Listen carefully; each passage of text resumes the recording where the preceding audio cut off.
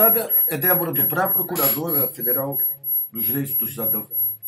Doutora Débora, tem um conjunto de medidas que foram adotadas aí pelo Congresso, o PEC 55 e outras que, na prática, significam desrespeito aí a um conjunto de direitos assegurados pela Constituição. De que maneira que a Procuradoria pretende atuar? Bom, a Procuradoria enviou na data de ontem, até de uma maneira simbólica, também porque ontem foi o aniversário da nossa Constituição, né, desse documento tão importante para a cidadania, tão importante para os direitos humanos, encaminhou um conjunto de argumentos que a PFDC desenvolveu sobre a inconstitucionalidade dessa emenda constitucional do teto de gastos. Essa emenda que limita, estabelece um teto para os gastos públicos pelos próximos 20 anos. A questão do orçamento sempre esteve ligada ao presidente que é eleito. O presidente, teoricamente, representa a vontade do eleitor. O que vocês estão alegando é a invasão desse limite para governos futuros, é isso? A fundamentação jurídica? Na verdade, desde que houve a crise mundial, a crise econômica mundial em 2008, o Sistema Internacional de Direitos Humanos começou a verificar os impactos dessa política de austeridade sobre direitos humanos e estabeleceu alguns parâmetros.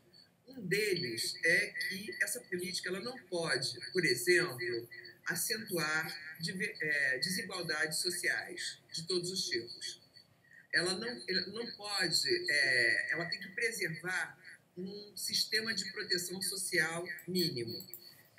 Tem que ser precedida de ampla consulta popular e tem que ter avaliações periódicas. Essas medidas têm que ser temporárias. Enfim, a emenda 95, ela está na contramão disso tudo. Né? Primeiro, ela tem um vício constitucional, porque eu não sei se você sabe, as emendas constitucionais elas têm uma limitação material. A Constituição impede o poder de reforma sobre algumas matérias. Uma delas é sobre os direitos fundamentais. Mas mais do que isso, né? O poder de reforma ele não pode atingir o núcleo de identidade da Constituição. E a Constituição de 1988, ela é uma Constituição voltada que tem como núcleo exatamente a redução, a erradicação da miséria e da pobreza e o fim e a diminuição das desigualdades sociais e regionais. Esse núcleo foi atingido porque essas medidas elas impactam mais severamente a população de baixa renda e preservam privilégios dos super ricos, de acordo com um estudo muito recente da Oxford Brasil, estudos do INESC, enfim, há já vários estudos a respeito dessas medidas imediatamente projetadas pelos próximos 20 anos. Doutora Débora, as constituições foram feitas para impedir, digamos, a prevalência de maiorias eventuais.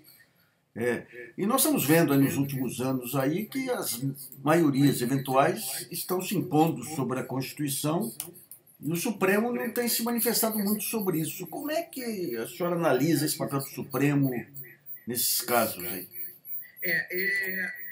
A conformação da distribuição de poderes ela muda muito nessas constituições que têm esse catálogo extenso de direitos fundamentais. Porque se nós estamos tratando aí de direitos, especialmente de minorias, obviamente esses direitos não podem ficar ao sabor das maiorias eventuais. Né? Então, o Supremo ele surge como uma instância contra-majoritária nesse sistema de distribuição de poderes. E aí, nesse cenário, ele exerce uma atividade jurisdicional típica, né, de proteger direitos fundamentais, de proteger direitos humanos. Quando alguns ministros eles se manifestam a favor da PEC 55, não seria uma antecipação de um julgamento quase inevitável sobre ela? Eu fiquei preocupada na época. Eu li algumas entrevistas e eu acho que elas ainda eram resultado de muito pouca reflexão. Parecia como que inevitável que a única providência para vencer esse cenário de, de endividamento, de crescimento da dívida pública, seriam essas políticas de austeridade. Só que o próprio Fundo Monetário Internacional já tem estudos mostrando que essas políticas de austeridade, elas, além de impactarem fortemente direitos humanos, recaírem especialmente sobre grupos mais vulneráveis, elas também têm pouca eficácia na solução desse problema. Então, eu acredito que, na época, não havia ainda acesso a informações suficientes que permitissem um julgamento mais adequado. Doutora Débora, com essa sua iniciativa aí, pela primeira vez se questiona, digamos, um pretenso saber científico aí da economia. A gente sabe hoje que tem muito questionamento da política de juros e sabe que os juros são o principal fator de endividamento do país aí e de comprometimento do orçamento. De alguma maneira é possível, trazendo especialistas internacionais, começar a se questionar também do ponto de vista jurídico política de juros, ou seria muito? Olha, eu nem sei, eu não parei para estudar sobre isso. Agora, um dos parâmetros que o sistema internacional de direitos humanos estabelece é que a adoção de políticas de austeridade, elas têm que ser confrontadas com outras opções possíveis. Elas têm que se mostrar que elas são absolutamente inevitáveis, que não foram estudadas outras possibilidades. E no caso do Brasil, por exemplo, não houve uma reforma tributária para corrigir a enorme desigualdade que existe no sistema tributário. O Brasil é um dos poucos países do mundo em que quem mais sofre com a tributação é a população de baixa renda, até a classe média. E pouquíssimo tributada são super ricos. Então, não houve, uma reforma tributária que permitisse, portanto, recursos que viessem, que impactassem principalmente patrimônio. Né? Uma outra coisa que não foi adotada pelo Brasil foi uma política de contenção da evasão e da elisão fiscais. Há um estudo, tanto da Oxfam quanto do INESC, que mostram que se essa distorção fosse corrigida imediatamente, a renda gerada ela seria absurdamente grande. Superaria em muitas vezes o orçamento da educação e da saúde. Então,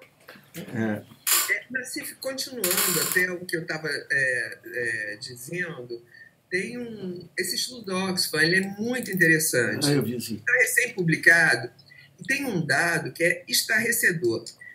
6 brasileiros no Brasil, 6 brasileiros, óbvio, 6 brasileiros, eles têm uma renda equivalente a 100 milhões de brasileiros.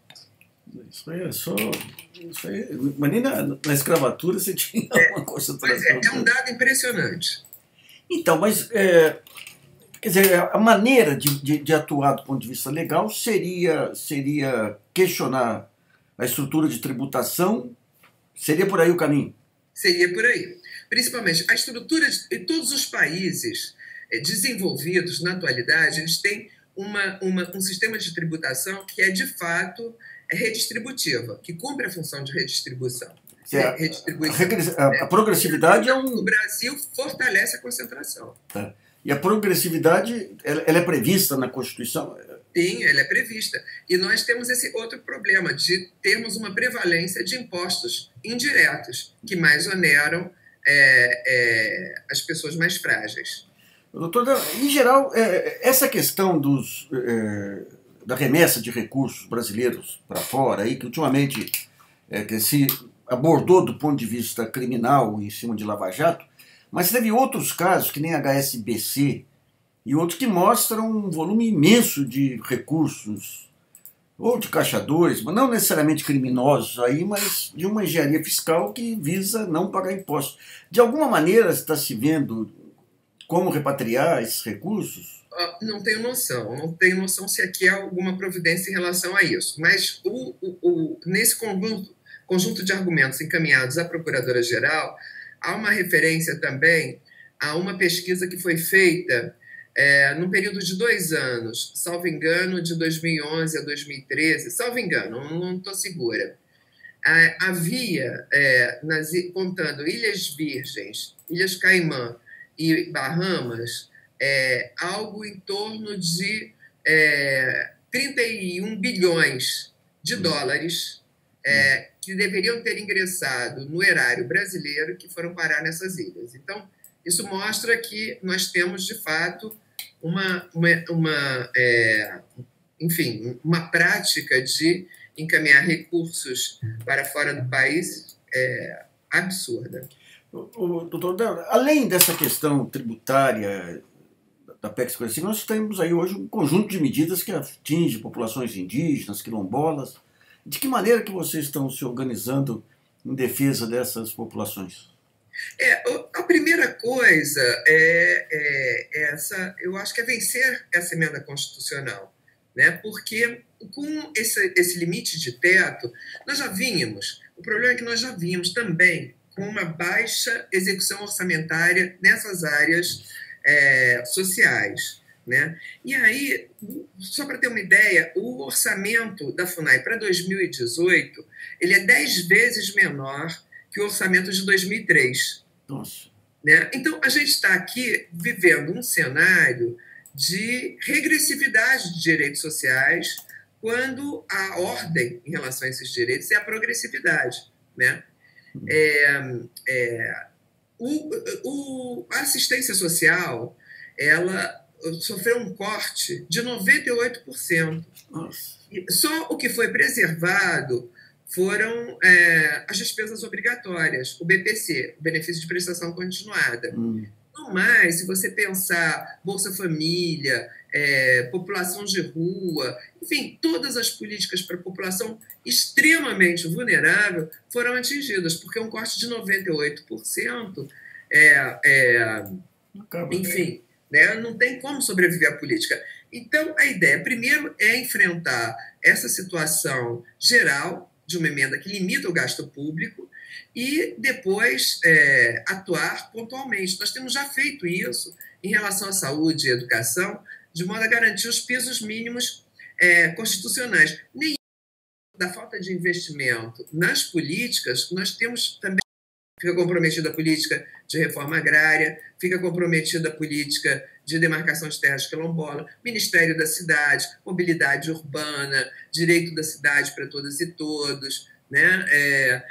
FUNAI, enfim, é lamentável, mas o pacto firmado em 1988 ele está sendo lido com as lentes trocadas. Doutor, e quais são os procedimentos, os passos que estão sendo adotados daqui por diante, em relação ao limite de gastos aí? É o Supremo que vai ser... É o Supremo. A questão já está no Supremo Tribunal Federal. O que nós fizemos foi só encaminhar para a Procuradora-Geral os argumentos que a PFDC entende pertinentes que devam ser lançados nesse debate. Se ela vai acolher ou não é uma outra história, porque, obviamente, ela pode ter uma compreensão diferente do tema. Só para você ter uma noção, sobre essa emenda 95, há 6 ações diretas de inconstitucionalidade. 2 por partido político e as outras por entidades de classe.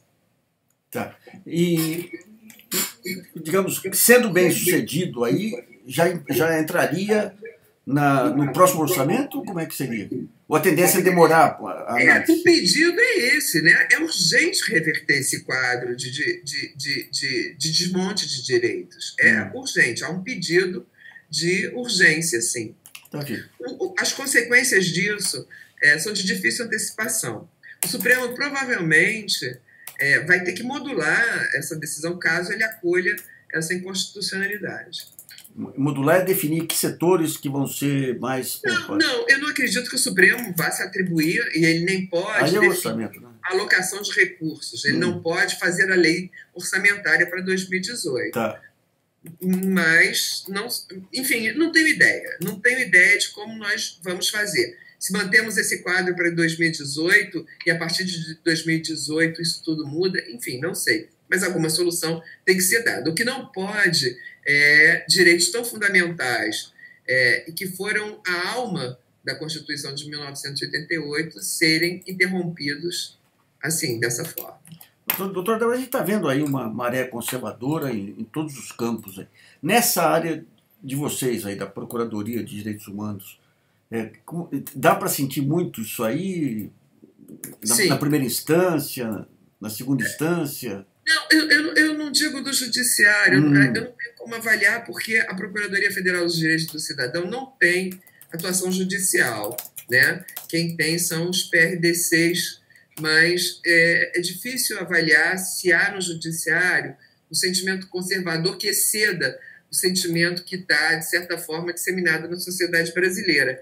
E que hoje está bem retratado nessa reportagem que a Folha de São Paulo fez sobre a pesquisa realizada pelo Fórum Brasileiro de Segurança Pública. Nós somos, hoje em dia, uma sociedade que busca salvadores, majoritariamente. Doutora, obrigado então pela entrevista aí. Nada. Força. Até logo.